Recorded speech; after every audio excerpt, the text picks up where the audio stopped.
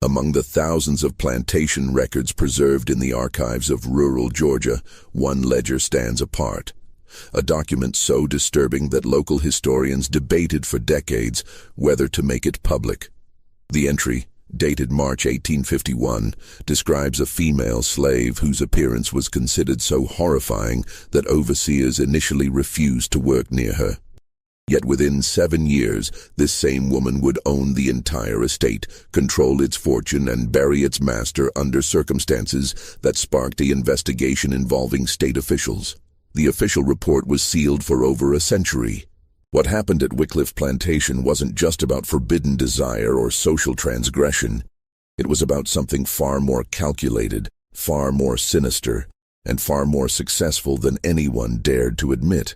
Before we continue with the story of the woman they called the Abominable One, if you're ready to hear what really happened behind the gates of one of Georgia's most prosperous plantations, make sure you're subscribed to Liturgy of Fear. Hit that notification bell and leave a comment telling us what state you're watching from. Now, let me take you back to a place where appearances could condemn you, but ambition could save you, no matter the cost. The events that would later consume Wycliffe Plantation began not with mystery, but with a transaction so routine it barely warranted notation in the overseer's journal. Wycliffe Plantation stretched across 1,200 acres of prime cotton land in Hancock County, Georgia, approximately 15 miles southwest of Sparta. By the late 1840s, it had established itself as one of the region's most consistently profitable estates, producing an average of 320 bales per season. The main house, a Greek Revival structure with 6 fluted columns and a wraparound veranda, stood at the end of a quarter-mile oak-lined drive that announced the Haverford family's prominence long before visitors reached the front steps. Thaddeus Haverford had inherited the property in 1842 upon his father's death, along with 63 enslaved people and debts that would have destroyed a less determined man. He was 31 years old, recently widowed, his wife Catherine having died in childbirth along with their infant son 2 years prior, and possessed of a reputation for meticulous record-keeping that bordered on obsession. Every expenditure, every birth, every death, every pound of cotton was documented in leather-bound ledgers that he maintained personally, never delegating the task even to his most trusted overseer. The plantation's workforce lived in 2 rows of cabins constructed from pine logs and whitewashed once yearly. Each structure housed between 8 and 12 people, with families separated only by thin cotton curtains hung from the ceiling beams. The work bell rang at 4:30 each morning, 6 days a week. Sundays were reserved for rest and the mandatory attendance at services conducted by a circuit preacher who emphasized obedience, patience, and the promise of rewards in the afterlife. Hancock County society in 1849 consisted of approximately 24 planter families, a merchant class clustered in Sparta, and a transient population of overseers, traders, and craftsmen who moved between properties as work demanded.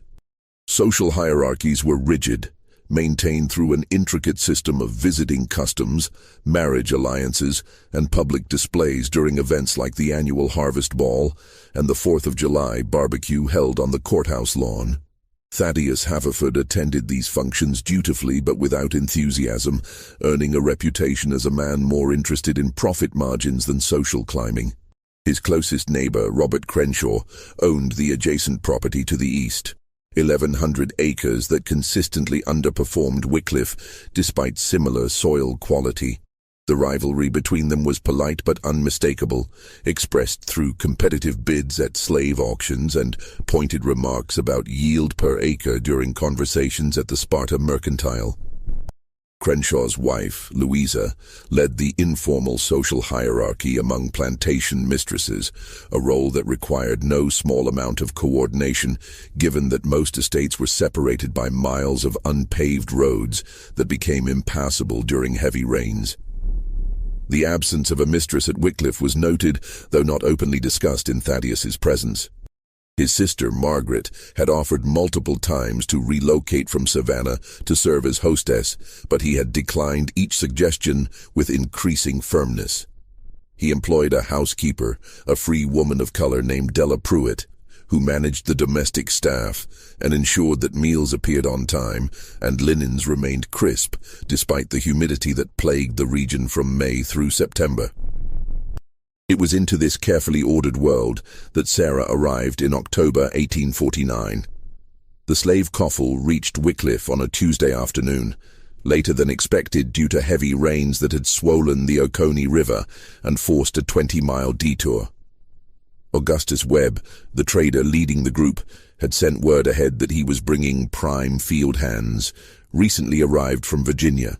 Thaddeus had been in the market for additional workers since losing 4 men to typhoid fever the previous summer, and Virginia stock generally commanded premium prices due to their reputation for strength and discipline. What arrived was something else entirely.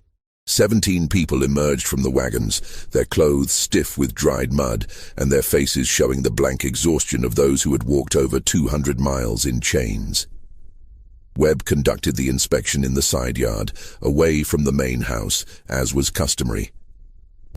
Thaddeus moved down the line with his ledger, noting approximate ages, visible health conditions, and any scars or deformities that might affect work capacity. He had learned from his father never to purchase purely on a trader's recommendation. Too many men had been ruined by acquiring workers who proved sickly or rebellious once the sale was finalized. He almost passed by the woman entirely. She stood near the end of the line, her head lowered and her body angled slightly away from the others, as though trying to minimize her presence. She appeared to be in her early 20s, approximately 5 feet 6 inches tall, with a sturdy frame that suggested she could handle field work. Her dress, like the others, was filthy from the journey, but there was something about the way she held herself, a rigid control that Thaddeus had learned to recognize as either defiance or terror. "That one's not for sale," Webb said quickly, noticing Thaddeus's attention. "She's damaged goods, just bringing her along because the previous owner wanted her moved." "Damaged how?" Webb shifted his weight, glancing at the other potential buyers who had gathered for the inspection, 2 smaller planters from adjoining counties. "See for yourself if you're curious, but I'm telling you now, she's been nothing but trouble since Richmond. Nobody wants to work next to her, and I can't say I blame them." Thaddeus's interest, previously mild, sharpened. He had not built Wycliffe's profitability by following conventional wisdom or accepting surface explanations. "Show me." Webb walked over and gripped the woman's chin, forcing her head up. She didn't resist, but Thaddeus saw her entire body go rigid. When Webb pulled down the collar of her dress to expose her neck and upper chest, Thaddeus understood immediately why the trader had tried to discourage his interest. Her skin was marked by irregular patches of pale white tissue that stood in stark contrast to her natural dark brown complexion. The patches varied in size from smaller than a coin to larger than a man's hand, spreading across her neck, disappearing beneath her clothing, and reappearing on her forearms and hands. The edges where the discolored skin met the normal pigmentation were sharply defined, creating a mottled pattern that drew the eye precisely because it violated expectations of what human skin should look like. One of the other planters made a sound of disgust and turned away. Webb released the woman and stepped back. "You see, Abominable. The previous owner bought her at 12 years old, didn't notice the condition until she was older, and it spread. He kept her in the kitchen house mostly, away from the others. They think it's catching, though I've never seen evidence of it. Still, it creates problems, fights, superstitions. I told him I'd transport her west if he paid the cost, but I'm not representing her as merchandise." "What's her name?" Thaddeus asked, still looking at her. "Sarah. No surname that I know of. She reads some, which the previous owner said made her useful for household tasks. Can do figures well enough to keep kitchen inventories." Thaddeus closed his ledger. He had read about this condition in a medical text his father kept in the library. Vitiligo, a disorder that caused the destruction of pigment in patches of skin. It was not contagious, not dangerous, and had no effect whatsoever on a person's ability to work. Yet he also understood immediately why Webb considered her worthless as merchandise. In a society where appearance and visible markers of race determined every aspect of a person's fate. Sarah's condition made her an anomaly that would inspire fear, disgust, and suspicion wherever she went. "How much for the 3 men in the front and the woman?" he asked. Webb's eyebrows rose. "You serious? I don't make jokes about business transactions, Augustus. Give me a price for all 4. The transaction was completed within 20 minutes. Thaddeus paid $800 for the 3 men, who were indeed prime field hands in excellent condition, and $30 for Sarah, barely more than the cost of transporting her from Virginia. Webb seemed almost grateful to be rid of her, though he made a point of warning Thaddeus again about the trouble she might cause among the other slaves. That evening, as Thaddeus updated his ledgers by lamplight, he made a notation that he would later have cause to remember. Acquired female, approximately 23 years, literate, marked by skin condition that renders her appearance disturbing to others but does not impair function. Placed in kitchen house under Della's supervision. Cost, $30. Expected value, uncertain. What he could not have known, what no amount of careful record-keeping could have predicted, was that this $30 purchase would alter the fate of Wycliffe Plantation in ways that would eventually require state intervention to unravel. The transformation began slowly, almost imperceptibly, like rot spreading through timber. Sarah's first weeks at Wycliffe passed without incident, though not without notice. Della Pruitt, the free housekeeper who had managed domestic operations for nearly a decade, assigned Sarah to tasks that kept her away from the main house and, more importantly, away from Thaddeus Haverford's direct line of sight. She worked in the kitchen house, a separate structure 20 yards behind the main residence, where meals were prepared by a staff of 4 women who had developed an efficient system that required little supervision. The other kitchen workers initially refused to share sleeping quarters with her. Della solved the problem by converting a small storage room attached to the kitchen house into private quarters, 8 feet by 10 feet, barely large enough for a straw mattress and a wooden crate for personal belongings. Sarah accepted the arrangement without comment, just as she accepted the sideways glances and the way conversations stopped when she entered a room. But Della, whose position required her to notice details that others missed, observed something that troubled her. Sarah was far more educated than Webb's brief description had suggested. She didn't just read some, she read with the fluency of someone who had received systematic instruction. When Della tested her by leaving a newspaper on the kitchen work table, Sarah had it memorized by evening, able to recite commodity prices and political news with perfect accuracy. Her arithmetic was even more impressive.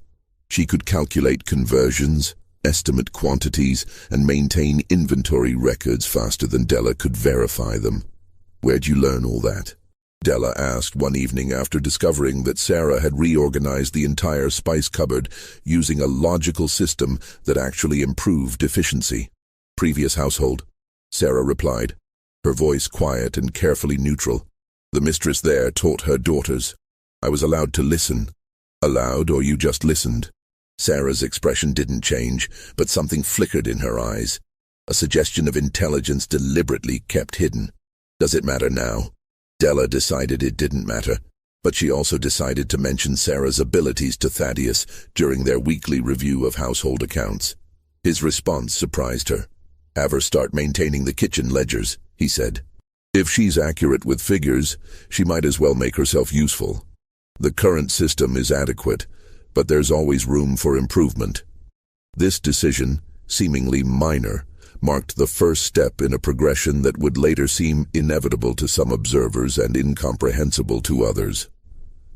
By December, Sarah was managing not just kitchen inventories, but also maintaining records for the smokehouse, the dairy, the vegetable gardens, and the henhouse. Her ledgers were meticulous, organized with a precision that actually exceeded Thaddeus's own careful standards. When the annual audit of household expenses revealed that food costs had decreased by nearly 12% without any reduction in quality or quantity, Della reported the achievement to Thaddeus with barely concealed amazement. He requested to see the ledgers personally. Sarah delivered them to his study on a gray January afternoon, when rain hammered against the windows and made the whole house feel enclosed, separate from the world beyond. She entered the room with her eyes lowered, placed the books on his desk with hands that showed the white patches extending across her knuckles and fingers, and turned to leave without speaking. "Wait," Thaddeus said, not looking up from the first ledger. "Explain this entry from November 3rd. The calculation doesn't match the previous system." She turned back, still not meeting his eyes directly. "I changed the method for recording partial units. The old system rounded everything to whole numbers, which created cumulative errors. This way is more accurate over time." "Show me." What followed was a 15-minute discussion of accounting methodology that revealed several things to Thaddeus. Sarah's education far exceeded anything he had been led to believe. Her mathematical reasoning was sophisticated enough to identify inefficiencies in systems that had been in place for years, and, perhaps most significantly, she could explain complex concepts with a clarity that suggested she had spent time thinking about precisely how to make her knowledge valuable to someone who might otherwise view her as merely another piece of property to be utilized or discarded. When she finished her explanation, Thaddeus leaned back in his chair and studied her properly for the first time since the day of her arrival.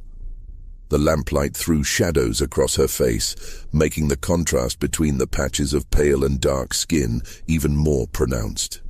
In that moment, he understood with perfect clarity why others found her appearance disturbing.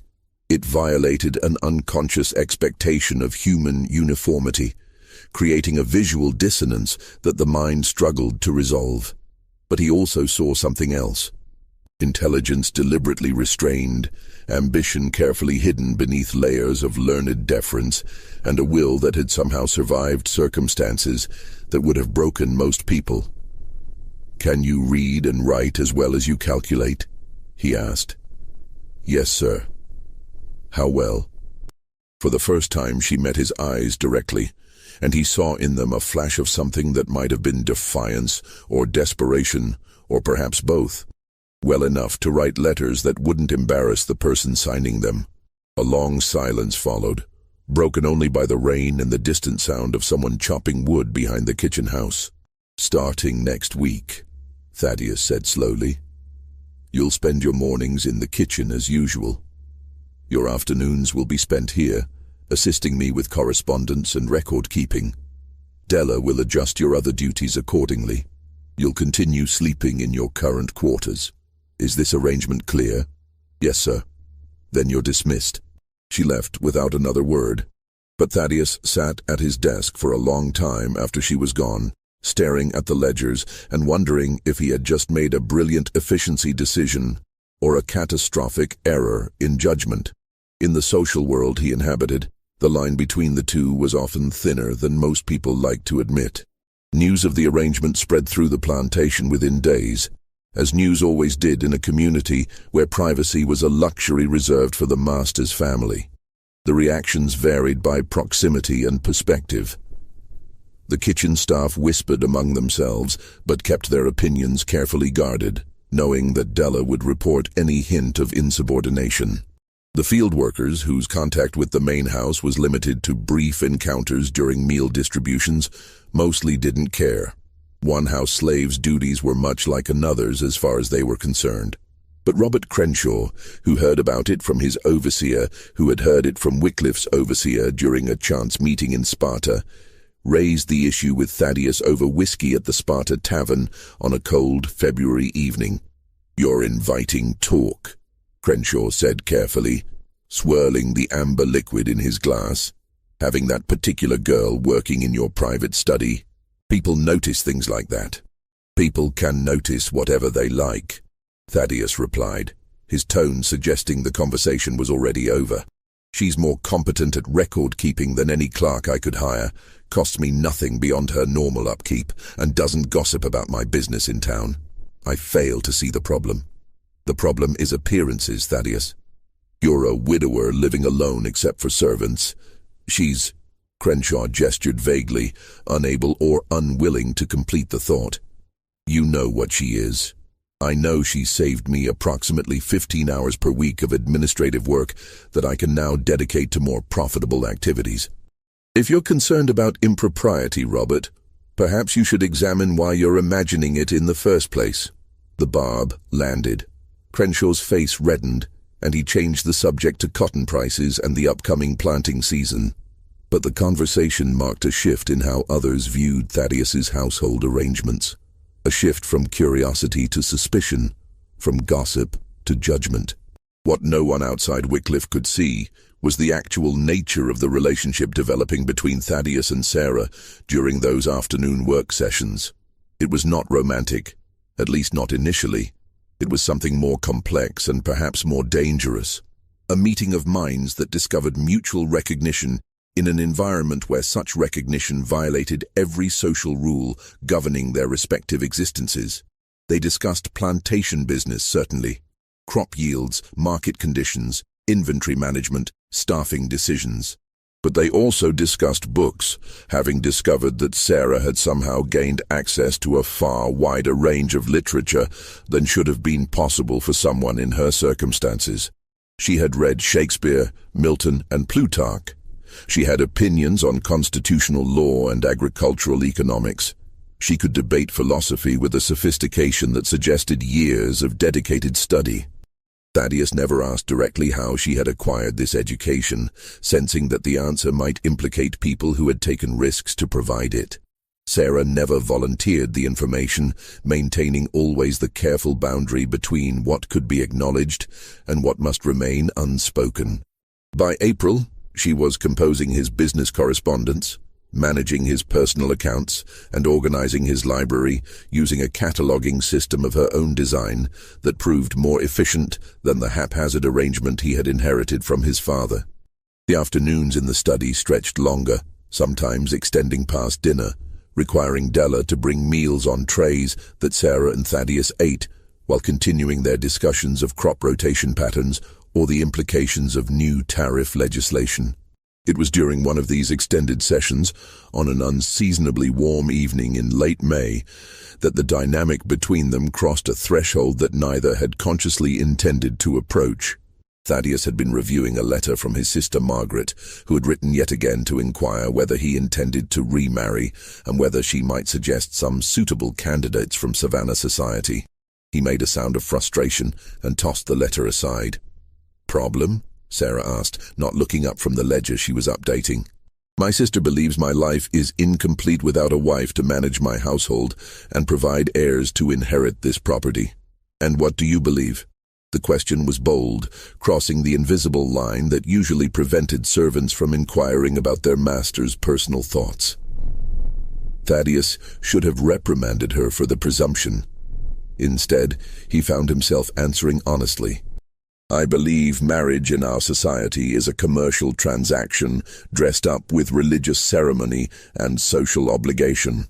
My first marriage was arranged by my father to consolidate land holdings and political alliances. Catherine was a kind woman who deserved better than what she received from that arrangement. I have no interest in repeating the experience." Sarah's hands stilled on the ledger. "But you'll need heirs eventually. Someone to pass Wycliffe to. Perhaps. Or perhaps I'll follow my father's example and work myself to death, leaving everything to a son who never wanted it in the first place."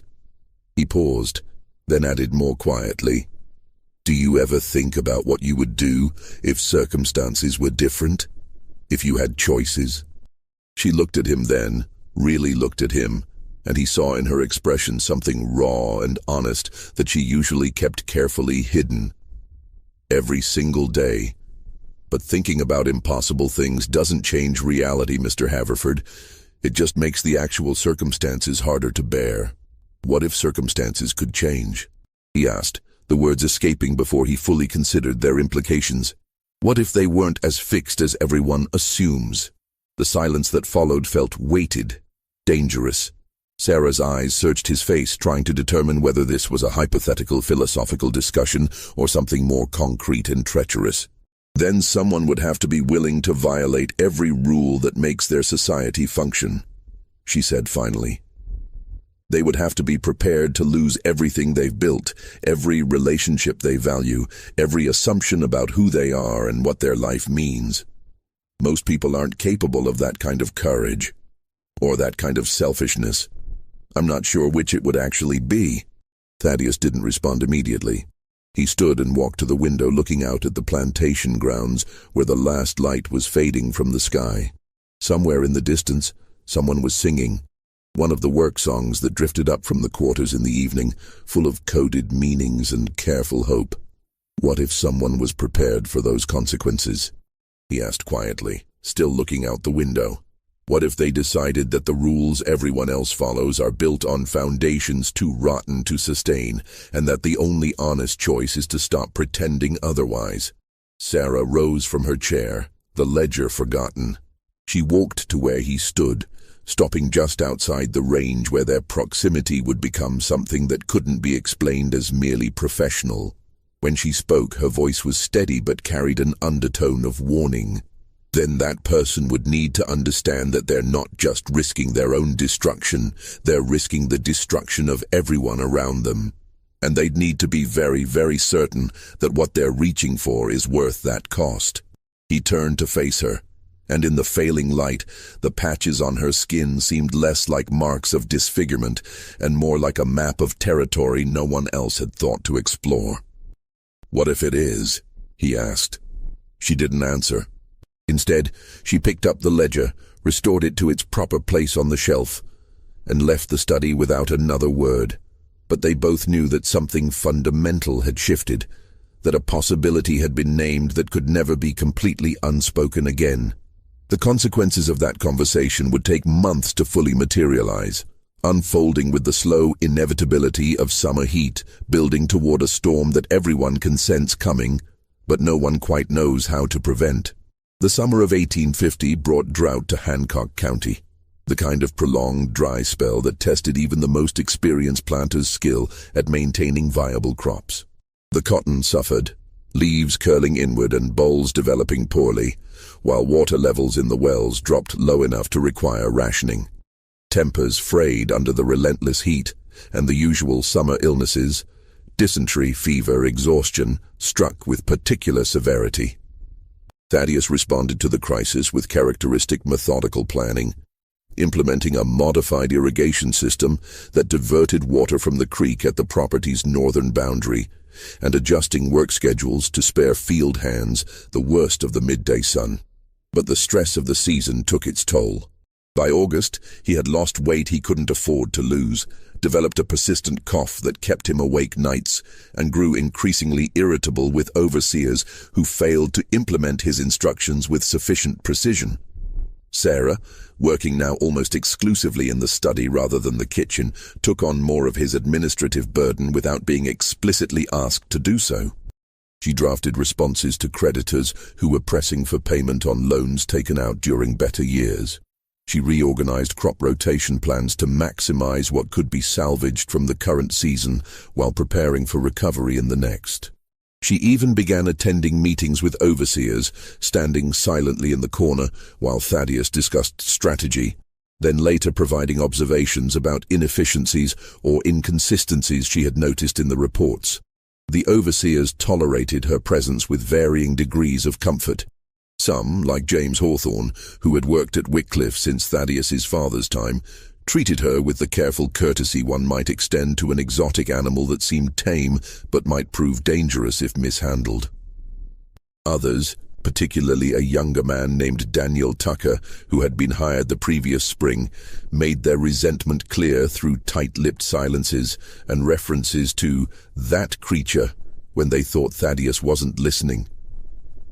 It was Tucker who first brought his concerns directly to Thaddeus in early September, requesting a private meeting in the study to discuss what he called irregularities in the household management. Thaddeus received him with cold formality, gesturing to a chair but not offering the whiskey that usually accompanied such conversations. "Speak plainly, Daniel. I have work to complete before evening." Tucker shifted in his seat, clearly uncomfortable but determined to proceed. "Mr. Haverford, there's talk. Among the men, among the field hands, in town when I go for supplies. It's about the girl, about how much time she spends here, about how you've changed since she started working for you. Some are saying..." He trailed off, unable or unwilling to complete the accusation. Some are saying what exactly? Thaddeus's voice was dangerously quiet. That you've taken her as, Tucker gestured helplessly, as more than just a clerk. That you're keeping her for purposes that ain't proper. That you're letting her influence decisions about the plantation that she's got no business influencing. I see. And what do you believe, Daniel? I believe a man's business is his own, sir. But I also believe that when that business starts affecting the order of things, when field hands start questioning why they should take orders, when the master's listening to a girl who looks like something out of a nightmare, then it becomes everybody's problem. Thaddeus stood slowly, walked to the window, and looked out at the plantation grounds for a long moment before responding. Let me be very clear about something, Daniel. Sarah maintains my records because she is more competent at that task than anyone else I could reasonably employ. She participates in planning discussions because her observations have proven consistently valuable. If you or anyone else finds those facts troubling, I suggest you examine your own assumptions about competence and value rather than questioning my judgment. But sir, she's... Finish that sentence carefully, Thaddeus interrupted, his tone cutting. Whatever you were about to say will determine whether you continue working at Wycliffe or find yourself looking for employment elsewhere by week's end. Tucker's face reddened, but he managed to swallow whatever words had been forming. I meant no disrespect, Mr. Haverford. I'm just concerned about how things look to outsiders. Then let me relieve you of that concern.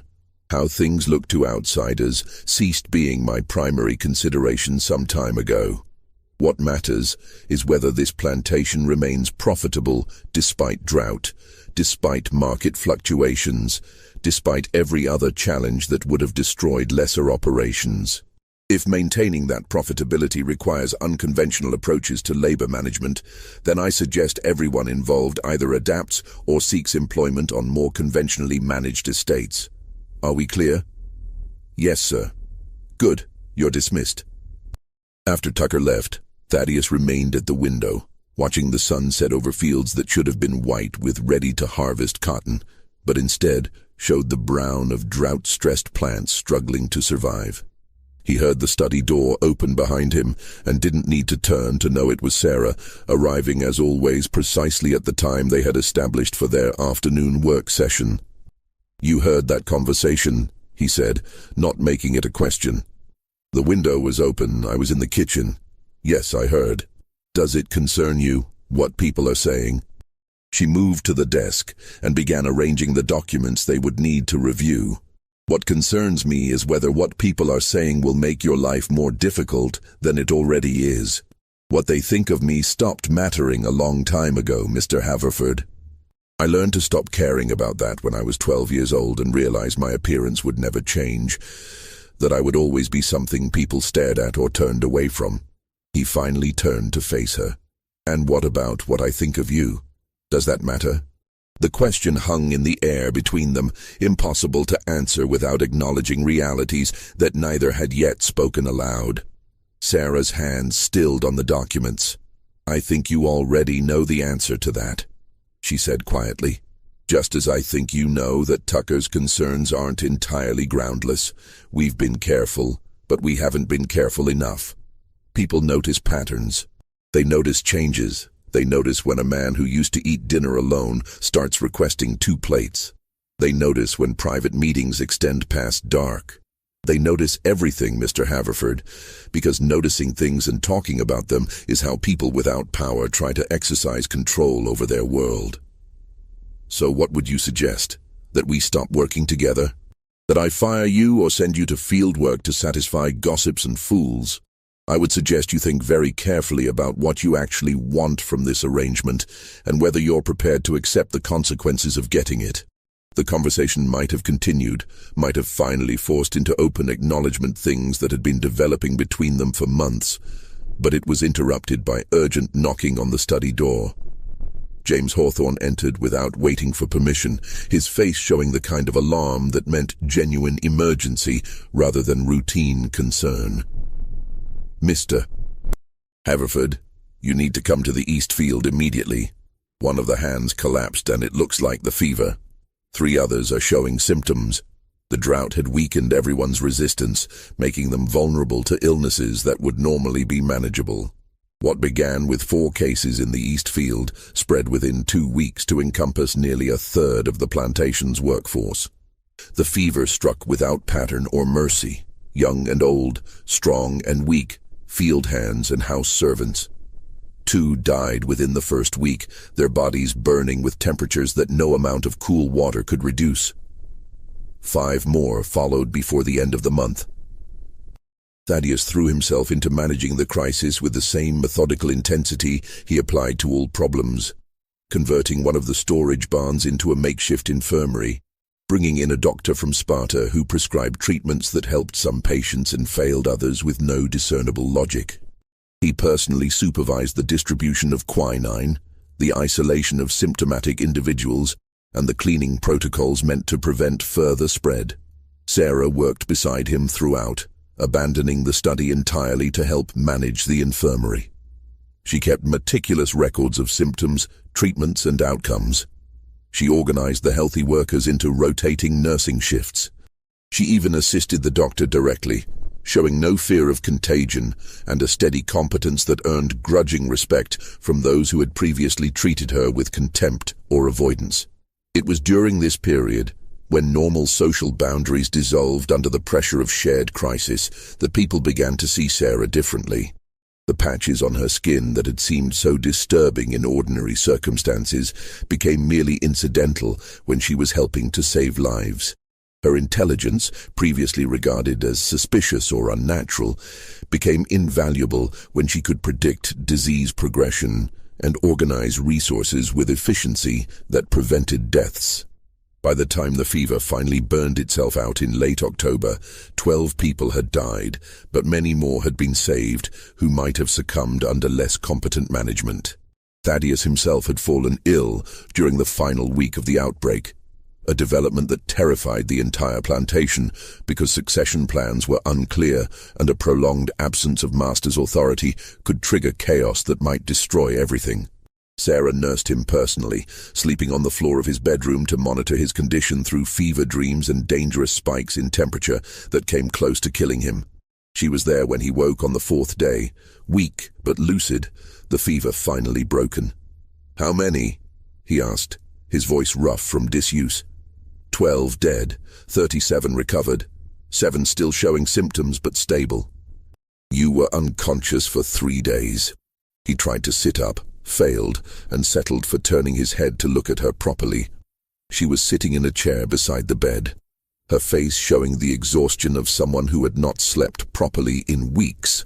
The morning light coming through the window illuminated her features, making the patches of discolored skin seem less like marks of disease and more like something painted by an artist who had decided that conventional beauty was less interesting than striking contrast.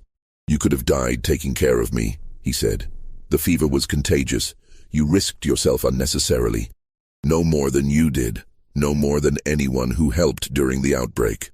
"That's not the same thing. They don't have—" He stopped, unable to finish the thought without saying things that couldn't be unsaid. "Don't have what?" she asked, her eyes meeting his with an intensity that made it impossible to look away. "Don't have anything to lose? Don't have any reason to care whether you lived or died? Is that what you were going to say?" "I was going to say they don't have your condition. They were risking fever. You were risking fever while already bearing marks that make people fear you might be carrying something worse. And yet here I am, still healthy, still whole. Almost as if the marks on my skin have nothing to do with illness at all, just like you told me months ago when you explained what vitiligo actually is." He closed his eyes briefly, exhaustion pulling at him despite the mental clarity returning.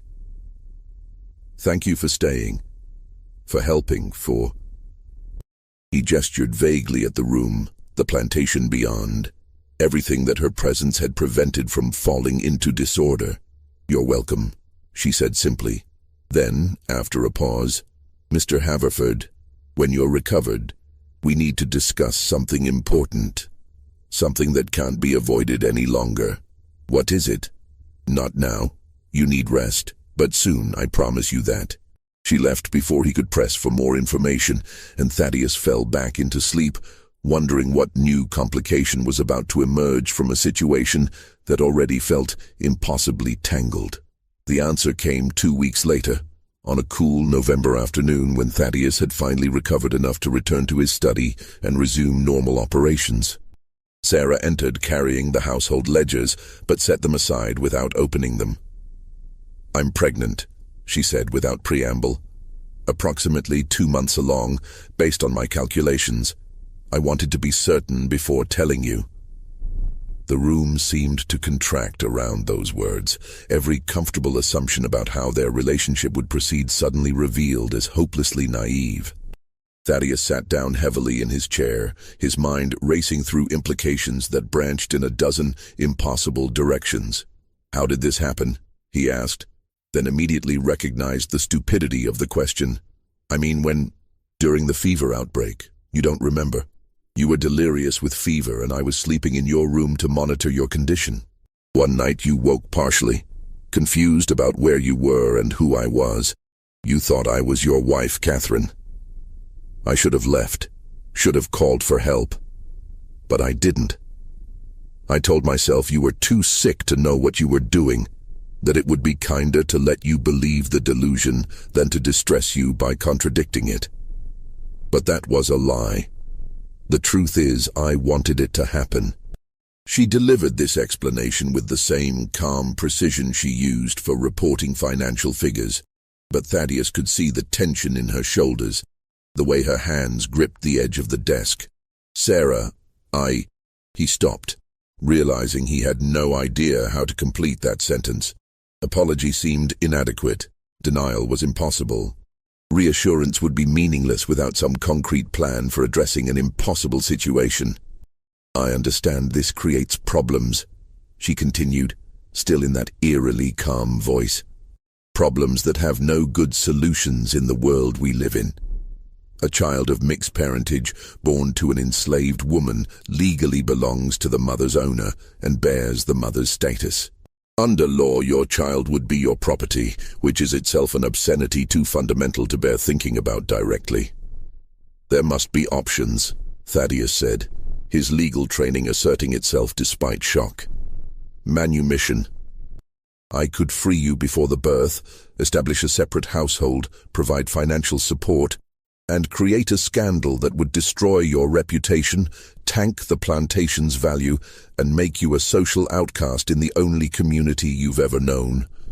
All while marking our child as illegitimate and ensuring they would face rejection from both white and black society for their entire lives." She shook her head. "Those aren't real solutions, Mr. Haverford. They're just different flavors of disaster." "Then what do you suggest? Because I won't—" He stood abruptly, agitation breaking through his usual control. "I won't treat this child as property. I won't treat you as property. I don't care what the law says. What the law says determines every aspect of our reality, whether you care about it or not. But there might be another option, one that's illegal and dangerous and might not work, but at least has the virtue of being honest about what it is. Tell me." She took a breath, and when she spoke, her voice carried the weight of a decision already made, of a course plotted through impossible terrain with full knowledge of how badly it might end. "You marry me. Legally, with a certificate and witnesses and everything required to make it binding under state law." The silence that followed felt absolute. Thaddeus stared at her, trying to process whether she was serious or whether pregnancy had somehow affected her judgment. "That's impossible," he said finally. It's prohibited by law. Any official who tried to perform the ceremony would face criminal charges. Any witnesses would be accessories. The marriage itself would be void." "Prohibited by law in Georgia," she agreed. "But not everywhere. There are states where such marriages, while socially condemned, aren't explicitly criminal. Pennsylvania, for instance, or Massachusetts. We could travel there, establish temporary residence, marry under those states' laws, and return as husband and wife. The marriage would be legally questionable, but not automatically void. And Georgia would be forced to recognize it under the full faith and credit clause of the Constitution. You've researched this. It wasn't a question.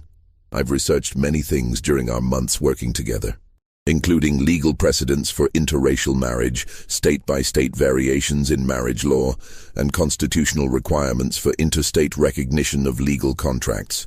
It's not a guaranteed solution. It could fail in a dozen ways. But it's a real option, not just a fantasy about making the best of an untenable situation. Thaddeus walked to the window, his mind churning through the implications. What she was proposing wasn't just scandalous, it was revolutionary, a direct challenge to the fundamental social order that governed every aspect of life in the antebellum South. If discovered, it could lead to legal challenges, social ostracism, even violence. The plantation would be effectively worthless, his family would disown him, and their child would be raised in a world that had no category for what it represented. And yet, he turned back to face her, seeing not just Sarah but everything she represented. Intelligence suppressed, humanity denied, potential wasted because of arbitrary rules about skin color and legal status. He thought about his first marriage, arranged for property and politics, devoid of genuine connection. He thought about the months of working beside Sarah, gradually recognizing in her someone whose mind matched and challenged his own. He thought about the child growing inside her, his child, and the absolute moral obscenity of claiming ownership over his own offspring. If we do this, he said slowly, we can never go back. Even if we wanted to, even if it proves too difficult to sustain, we would have crossed a line that can't be uncrossed. I know. We would lose almost everything: social position, economic security, family connections, community acceptance. We would be starting over with nothing except what we could carry with us. I've been starting over with nothing my entire life, Mr. Haverford. The difference is that this time I would be choosing it voluntarily with someone She stopped, seeming to reconsider her words. With someone who sees me as human rather than as property or as something abominable to be hidden away. He crossed the room to stand before her, close enough that he could see the fine details of where her discolored skin met natural pigmentation, creating patterns that were indeed striking rather than repulsive once you stopped expecting uniformity and started seeing complexity. Then we'll do it, he said. I'll arrange travel to Pennsylvania under pretense of business.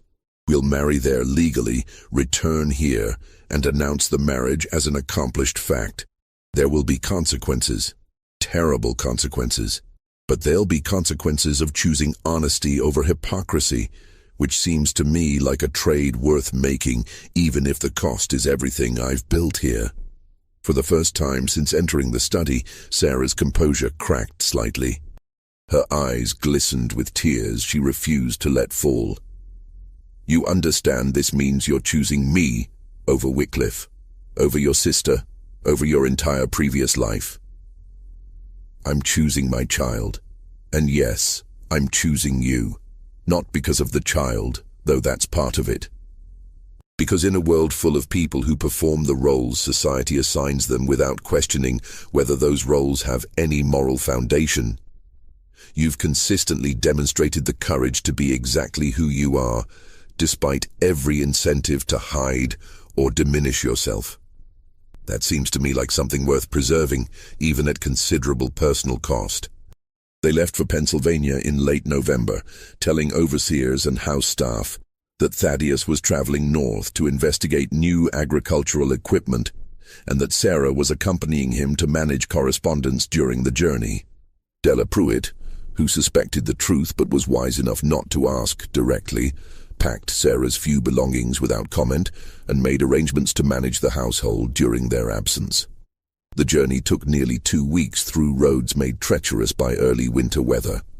They traveled in Thaddeus's private coach, maintaining separate sleeping arrangements at inns along the route to avoid attracting attention before reaching their destination. The closer they got to Pennsylvania, the more surreal the entire undertaking seemed. Two people from utterly different worlds, legally and socially separated by gulfs that society insisted were unbridgeable, about to formalize a connection that would mark them both as outcasts from the only communities they had ever known. They married on December 12, 1850, in a small Quaker meeting house outside Philadelphia, with 2 witnesses provided by the presiding officiant, who asked no questions beyond those required by law. Sarah wore a simple blue dress purchased in the city. Thaddeus wore his traveling clothes, neither wanting to invest in ceremony that would carry far more weight for its legal and social implications than for any romantic significance.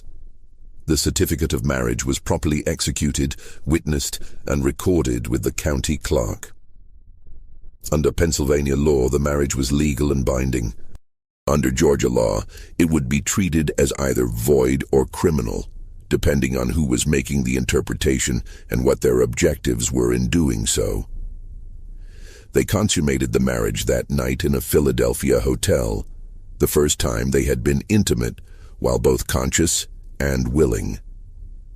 It was tender and awkward and utterly transformative, marking the transition from a relationship based on power differentials and impossible circumstances to something approaching genuine partnership. They returned to Georgia in early January 1851, arriving at Wycliffe on a grey afternoon when rain turned the roads to mud and made the whole world seem uncertain and shifting. News of their marriage had preceded them, impossible to prevent when the certificate had to be filed publicly and when travelers carried news faster than letters could travel.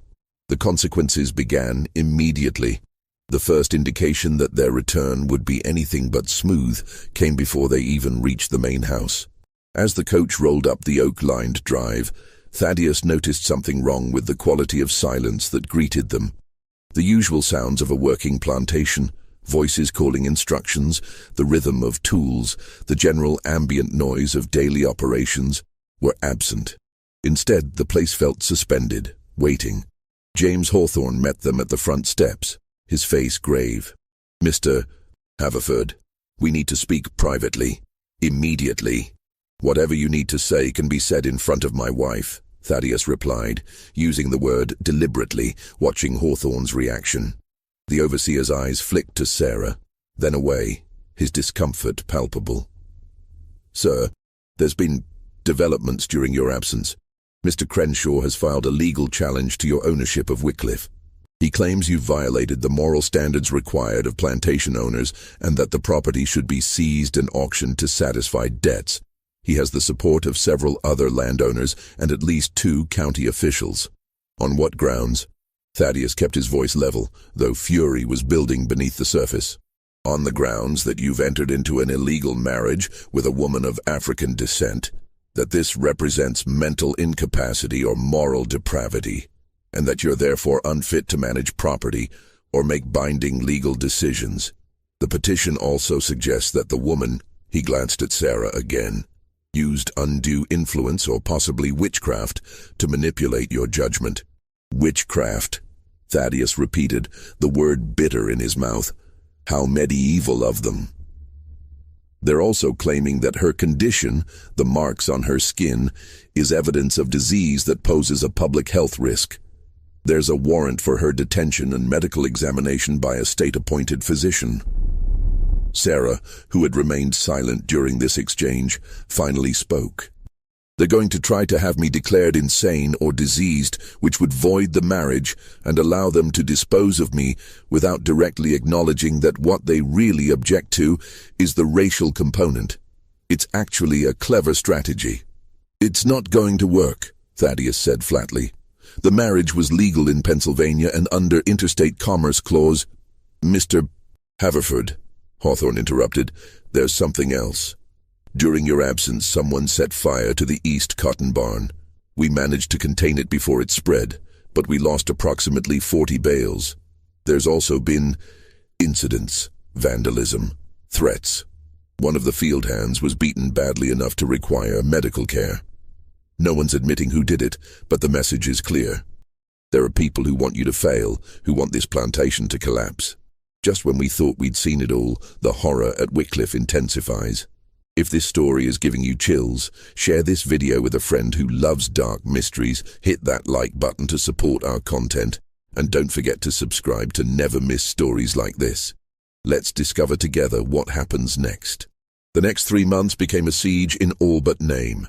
Robert Crenshaw's legal challenge proceeded through county courts with agonizing slowness, each hearing requiring Thaddeus's presence and draining resources he couldn't afford to waste. The lawyers he hired, the few willing to take such a controversial case, cost more than he had anticipated, and several abandoned the case entirely when social pressure from other clients became too intense. The plantation itself suffered from systematic sabotage that was impossible to prove but obvious to anyone paying attention. Tools disappeared. Fences were damaged. On 2 occasions, poisoned grain was mixed into feed for work animals, killing 3 mules before the contamination was discovered.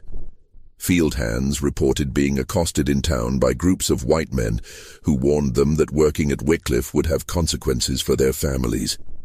Sarah, meanwhile, endured scrutiny that went beyond mere gossip. The state-appointed physician who examined her spent 3 hours conducting tests designed to determine whether her skin condition was contagious, recording measurements and taking skin samples that he promised would be analyzed by medical experts in Savannah. His report, when finally issued in March, concluded that while her condition was abnormal and disturbing to witness, it posed no direct health risk to others, though he added an editorial comment suggesting that her moral character remained questionable, and that her presence in a position of household authority was contrary to natural law and social order. The pregnancy became visible in February, adding fuel to accusations that Sarah had used sexual manipulation to trap Thaddeus into the marriage. Louisa Crenshaw, who had previously maintained cordial if distant relations with Thaddeus, now cut him completely, refusing to acknowledge his presence at church services and organizing other plantation wives to do the same. But amid the hostility, something unexpected emerged. A small nucleus of support from unlikely sources. Della Pruitt, the free housekeeper, publicly defended Sarah's character and competence, telling anyone who would listen that Wycliffe had never run more efficiently than during Sarah's management. 3 of the field hands, men who had recovered from fever under Sarah's care during the outbreak, made a point of working harder and more efficiently than ever before, their productivity a silent rebuke to claims that the plantation was falling into disorder. Most surprisingly, Thaddeus's sister Margaret made the journey from Savannah in late March, arriving unannounced and requesting a private meeting with both Thaddeus and Sarah. "I came to see if you've completely lost your mind," she said without preamble, accepting tea in the study where so much of this impossible situation had originated, and to determine whether I should be arranging for medical intervention or simply accepting that my brother has made a deliberate choice that I personally find incomprehensible. "Which have you concluded?" Thaddeus asked dryly. "That you're sane, which somehow makes this more disturbing than if you were simply delusional." Margaret turned to Sarah, studying her with frank curiosity rather than the revulsion or pity that others showed. "My brother has risked everything, wealth, reputation, social position, family connection, for you. I'm trying to understand why." Sarah met her gaze steadily. "Perhaps you should ask him rather than me." "I'm asking you, what makes you worth the destruction of everything he's built?" "Nothing," Sarah replied quietly. "I'm not worth what he's losing. No one could be. But he's not doing this because I'm worth it. He's doing it because he decided that the system that made this choice necessary isn't worth preserving, that participating in that system required compromises he was no longer willing to make." Margaret considered this answer for a long moment. "You love him. That's not relevant to whether he made the right choice. It's relevant to whether you'll make this disaster worth surviving. Because I assure you, the disaster is coming. Robert Crenshaw has the support of most of the county, and the legal precedents favor his interpretation of marriage law. You'll likely lose Wycliffe within the year. When that happens, what exactly do you plan to do? Where will you go? How will you support yourselves and a child?" Thaddeus started to answer, but Margaret held up a hand to stop him. "I'm not asking rhetorically. I have a proposal. An actual, concrete plan that might salvage something from this catastrophe you've created. She reached into her bag and withdrew a folder of documents. I have contacts in Philadelphia through my husband's business connections. There's a community of abolitionists and Quakers there who, while they would still find your marriage socially challenging, wouldn't actively work to destroy you. I can arrange temporary housing, introduce you to people who might offer employment despite the scandal, and provide initial financial support while you establish yourselves. You would do that? Thaddeus asked, unable to hide his surprise. Even though you think I've made a terrible mistake? I think you've made a choice that has terrible consequences, which isn't quite the same thing. And you're still my brother, even if you're now a brother I don't entirely recognize. Besides, she glanced at Sarah's visible pregnancy. I'm about to become an aunt. That child deserves better than to be born into a community that will treat it as an abomination. The offer hung in the air, representing a possible escape route from a situation that seemed increasingly untenable. But before Thaddeus could respond, Sarah spoke. We appreciate the offer, Mrs. Waverley, but we're not leaving. Not yet. Not until we've exhausted every legal option to keep Wycliffe, and not until the choice to leave is genuinely ours, rather than something forced on us by people who want to punish us for violating their expectations. Margaret's eyebrows rose. That's remarkably stubborn. That's remarkably human, Sarah corrected, which is something people keep forgetting I'm allowed to be. The legal hearing that would determine Wycliffe's fate was scheduled for May 15, 1851, in the Hancock County Courthouse. Thaddeus spent weeks preparing his defense, marshalling every legal precedent about interstate marriage recognition, property rights, and the limits of community moral judgment. His lawyer, a man named Josiah Pemberton, Thaddeus had to search 3 counties before finding an attorney willing to take the case, warned him repeatedly that the odds were stacked against them. The law is on your side, Pemberton explained during one of their final preparation sessions. But the law is interpreted by men who have already decided you're wrong. Their prejudices will shape their reading of precedent, and there's very little I can do to prevent that. Then what do you suggest? Win in the court of public opinion before we ever enter the courtroom. Make them see your wife as human rather than as a legal abstraction. Make them see your marriage as something real and valuable rather than as a violation of natural order. It's the only way to create enough doubt that they can't simply rule against you with clear conscience. Thaddeus and Sarah spent hours discussing how to accomplish this seemingly impossible task. The solution they developed was risky, potentially dangerous, and depended on Sarah's willingness to expose herself to public scrutiny in ways that would be profoundly uncomfortable. On May 10th, 5 days before the hearing, Thaddeus published a notice in the Sparta Gazette inviting all citizens of good conscience who wished to understand the true nature of recent events at Wycliffe Plantation to attend an open forum at the courthouse on May 14th. The notice promised full transparency regarding matters of marriage, property, and human dignity, and explicitly invited Robert Crenshaw and other petitioners to attend and ask questions directly. The courthouse was packed when they arrived. Every seat was filled, with additional people standing in the aisles and crowding the doorways. The mood was hostile but curious. People had come expecting either spectacle or scandal, and they were prepared to judge what they witnessed accordingly. Thaddeus spoke first, outlining the basic facts of his marriage to Sarah, the legal basis for its validity, and the constitutional principles requiring interstate recognition of legally contracted marriages. He spoke for 20 minutes, his legal training evident in the careful construction of his arguments. Then Sarah stood to speak. The room fell silent. Many had never heard her voice before, knew her only as a figure of rumor and speculation. She stood at the front of the courthouse, her pregnancy visible beneath her simple dress, the patches of pale skin on her face and hands clearly visible in the afternoon light streaming through the windows. "My name is Sarah Haverford," she began, her voice steady and clear. Not Sarah the slave, not Sarah the abomination, but Sarah Haverford, legally married to Thaddeus Haverford under Pennsylvania law, and entitled to all the rights and protections that status confers. I know many of you find that claim disturbing or impossible.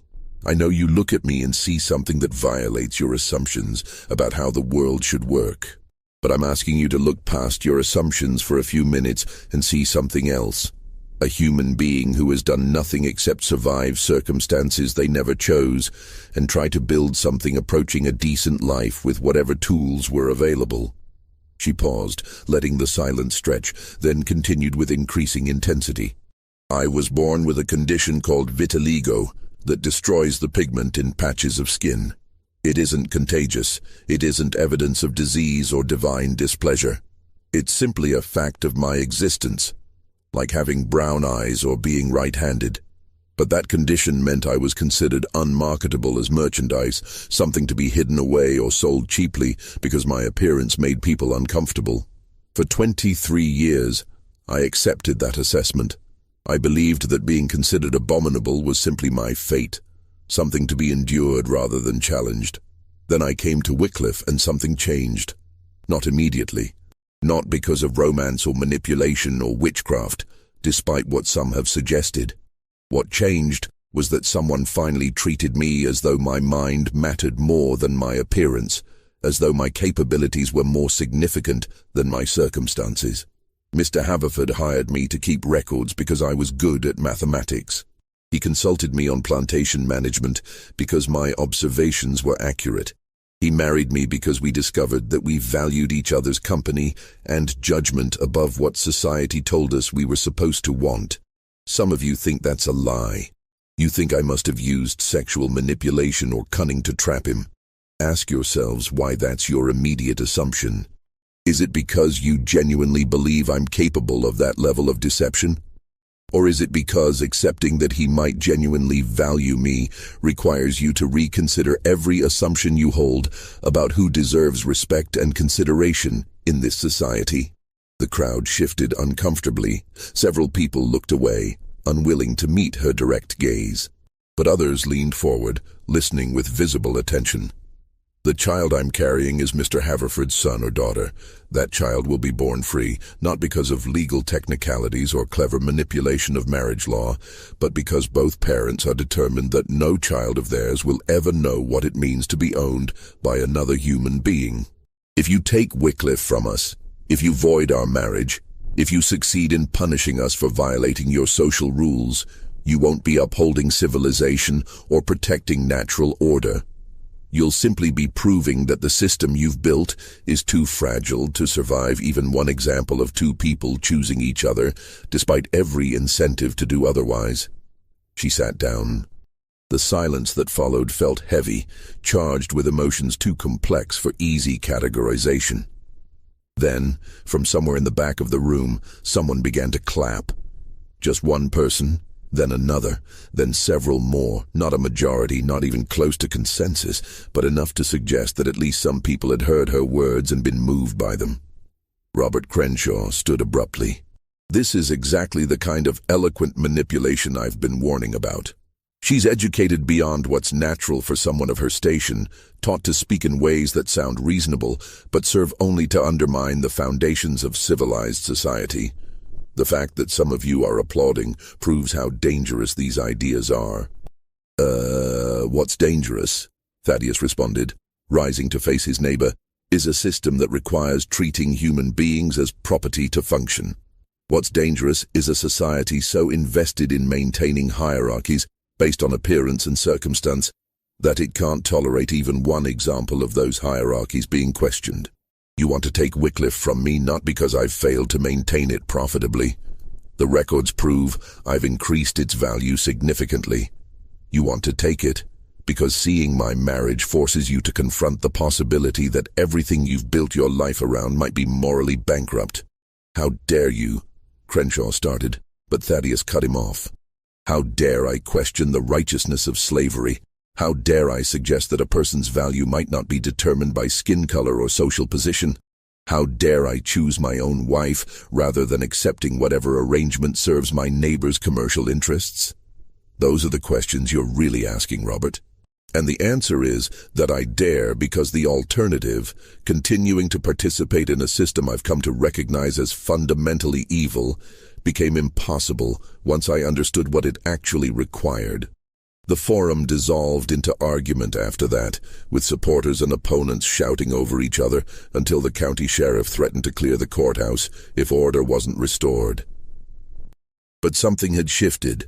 The narrative was no longer simply about whether Thaddeus's marriage was legal. It was about what kind of society people wanted to live in and what they were willing to tolerate or suppress to maintain that society's structure. The hearing the next day was anticlimactic by comparison. Judge Harrison Matthews, a 60-year-old man who had presided over Hancock County's legal matters for 2 decades, heard arguments from both sides with apparent impatience. He asked pointed questions about Pennsylvania marriage law, constitutional requirements for interstate recognition, and the specific grounds for claiming the marriage was void. Josiah Pemberton presented a careful legal argument, emphasizing that regardless of personal moral opinions, the law was clear. Pennsylvania had the authority to define marriage within its borders, and Georgia had constitutional obligations to recognize legal contracts formed in other states. Crenshaw's attorney countered that the marriage violated Georgia's anti-miscegenation statutes and therefore fell under the exception for contracts that were contrary to public policy. The judge promised a ruling within 1 week. That week felt interminable. Sarah's pregnancy advanced, her movements becoming slower and more careful. Thaddeus reviewed financial records obsessively, calculating how long they could sustain operations if the ruling went against them.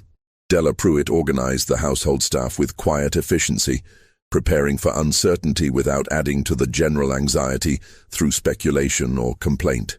The ruling came on May 22nd, delivered in a 2-page written opinion that Thaddeus read 3 times before fully grasping its implications.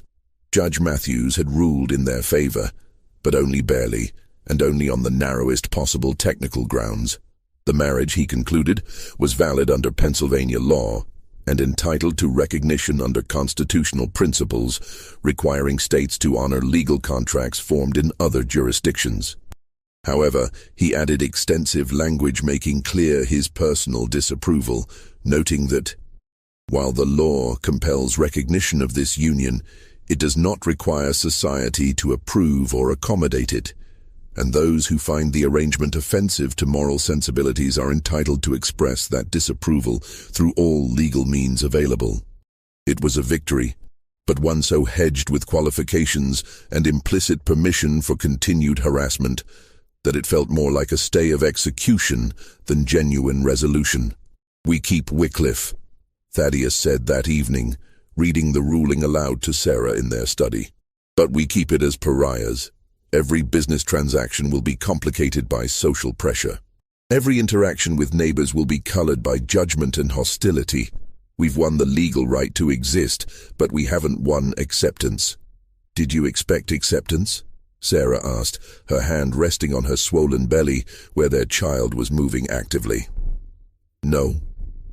But I'd hoped for something more than this grudging acknowledgement that they can't quite find legal grounds to destroy us. That's more than most people in our situation ever receive. We should take the victory and build from there." She was right, of course. They had survived the immediate crisis. The plantation remained legally theirs. The marriage had been recognized. The child would be born free. But survival wasn't the same as safety, and recognition wasn't the same as security. The question of whether they could actually build a sustainable life at Wycliffe remained open, dependent on factors they couldn't entirely control. The child was born on July 3, 1851, after a labor that lasted nearly 18 hours and left Sarah exhausted but alive. The midwife, brought from Sparta because the local women refused to attend the birth, delivered a healthy boy with skin that showed none of his mother's condition, a fact that both parents noted with relief, complicated by guilt about feeling relieved. They named him Thomas, after Thaddeus's father, a gesture toward family continuity that Margaret appreciated when she arrived 2 weeks later to meet her nephew. "He's beautiful," she said, holding the infant with practiced ease. And he looks exactly like you did at that age, Thaddeus. No one will ever be able to question his paternity, which might provide some protection as he grows. Protection from what? Sarah asked, exhausted but alert from her position on the bed where she was still recovering. From the very thing that makes your marriage impossible to fully challenge. He doesn't look like his mother at all. People will assume Thaddeus simply married a light-skinned woman who happened to have that skin condition. They'll still disapprove, but the racial element becomes ambiguous enough that some people will be able to accept it with time. It was a pragmatic observation that contained uncomfortable truths about how appearance determined fate in their society. But Margaret was right. Thomas's coloring, which favored Thaddeus entirely, would provide a form of camouflage that might make his life easier, even if it meant never being able to fully acknowledge his mother's heritage. The summer passed with the exhausting routine of new parenthood. Thomas proved to be a fussy baby, crying frequently and sleeping poorly, requiring constant attention that left both parents depleted. But the difficulty of those early months also created a kind of intimacy between Thaddeus and Sarah that deepened their connection beyond what the rushed circumstances of their marriage had initially allowed. They developed systems for sharing nighttime feeding duties. They learned to communicate in the shorthand of long-married couples, anticipating needs and coordinating responses without extensive discussion. They began to build something that looked like a genuine partnership rather than an impossible arrangement held together by legal technicality and stubborn determination. The plantation operations continued, though not without ongoing challenges. Several of the field hands, emboldened by Sarah's presence in a position of clear authority, began pushing back against overseer decisions in ways that would have been unthinkable previously. Hawthorne, who had somehow maintained his position despite disagreeing fundamentally with Thaddeus's choices, found himself mediating disputes that had less to do with work assignments and more to do with testing whether the rules had actually changed or whether this was temporary chaos that would eventually resolve back to familiar hierarchies. It was during one of these disputes in late September that everything came to a head in a way that finally forced complete clarity about what Wycliffe had become.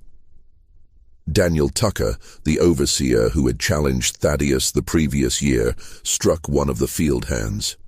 A man named Samuel, who had questioned Tucker's authority to reassign him without consulting the master's wishes. The blow split Samuel's lip and knocked him to the ground. When other workers moved to intervene, Tucker drew a pistol and threatened to shoot anyone who came closer. Hawthorne, hearing the commotion, arrived with Thaddeus, who had been inspecting the cotton gin repairs nearby. What they found was a tableau of barely controlled violence. Tucker, standing with his pistol aimed at 6 men, who had formed a protective circle around Samuel. Both sides frozen in the moment, before something irrevocable happened. "Put the weapon down, Daniel," Thaddeus said quietly, approaching carefully. "Whatever happened here doesn't justify this." "These men refuse to follow orders," Tucker said, his voice shaking, whether from fear or rage or both was unclear. "They refuse to accept discipline. This is what happens when you let that woman tell them they have rights, when you treat them like they're people instead of property. You've destroyed every structure that made this place function, Mr. Haverford. And now we're seeing the consequences."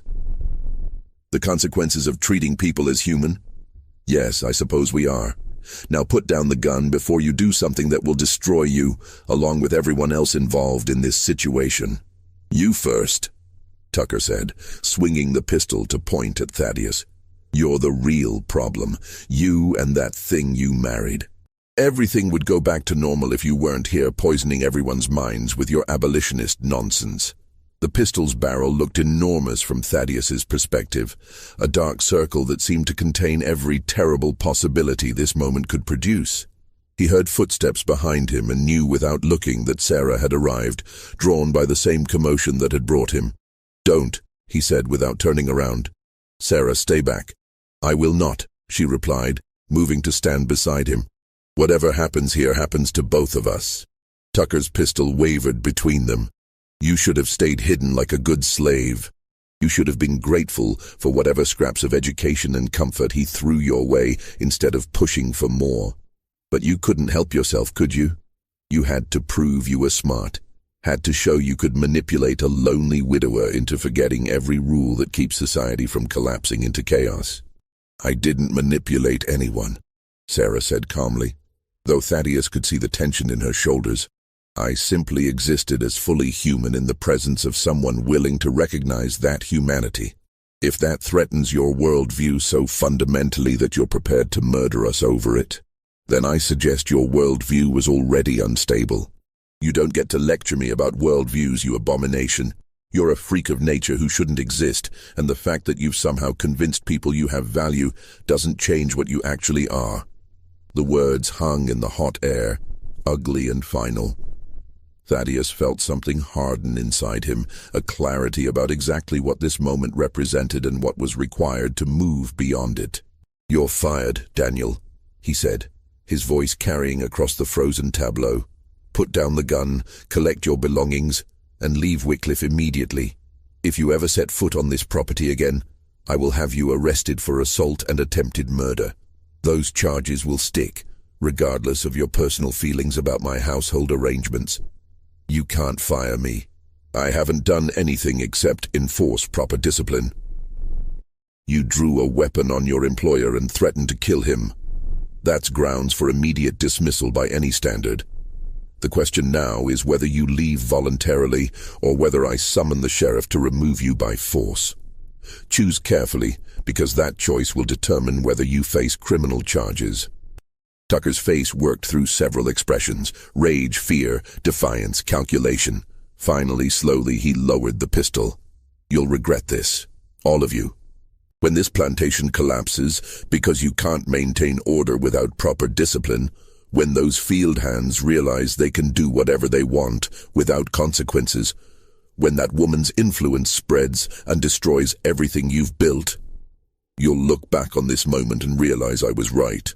Perhaps," Thaddeus said. "Or perhaps we'll look back and realize that what we built on the foundations you're defending deserved to collapse so we could build something better. Leave now, Daniel. Don't test my patience further." Tucker left, mounting his horse with jerky, angry movements and riding off without looking back. As soon as he was out of sight, the tension broke. Samuel, still on the ground with blood on his face, accepted help standing from the other workers. Hawthorne moved through the group, checking for other injuries and beginning the process of restoring normal operations. Thaddeus turned to Sarah, who was trembling visibly now that the immediate crisis had passed. "Are you all right?" "No," she said honestly. "I'm terrified. That man wanted to kill us, and the only thing that stopped him was his own cowardice. How many others feel the same way but are better at hiding it? How many people are waiting for an opportunity to destroy what we're building here? I don't know, but we can't live in constant fear of that possibility. We have to proceed as though the society we want to create, one where people are valued for their humanity rather than their appearance or legal status, is actually achievable, even if every piece of evidence suggests otherwise." "That sounds exhausting." "It is exhausting. It's also the only option that doesn't involve surrender." They stood together in the autumn heat, watching the field hands return to work under Hawthorne's direction, and tried to imagine a future where this moment of violence might be remembered as a turning point rather than a prelude to worse catastrophes. The years that followed Tucker's departure were not easy, but they were possible. A distinction that mattered more than either Thaddeus or Sarah had fully appreciated when they began this impossible arrangement. Wycliffe continued operating, though never with the smooth efficiency of plantations where no one questioned the fundamental premises of master-slave relations. There were disputes, negotiations, and occasional crises that required creative problem-solving rather than the application of force. Gradually, almost imperceptibly, the plantation transformed into something that resembled an experiment in labor relations that wouldn't become common in the South for another 15 years. Thaddeus began paying wages to the field hands, Not substantial amounts, but enough to give them modest economic autonomy and the ability to make choices about their own lives.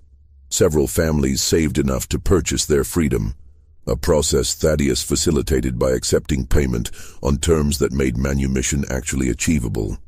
By 1855, nearly half of Wycliffe's workers were technically free, though they continued living on the property and working the land because the economic opportunities elsewhere remained limited. Sarah's role evolved from unofficial advisor to explicit co-manager of the plantation's operations.